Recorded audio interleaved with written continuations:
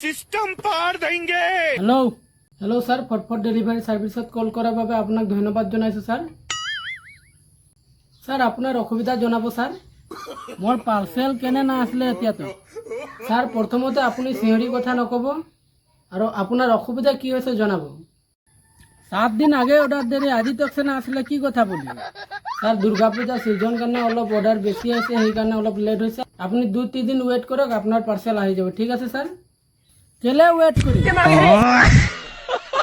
Sir. মই জনাব বিচাৰিছো আপুনি যদি সৰু সুৰা বস্তু অৰ্ডাৰ দিছিলে তেনেহ'লে 2-3 দিন ৰখিব লাগিব স্যাৰ। আপুনি অৰ্ডাৰ কি দিছিলে? চাড্ডি।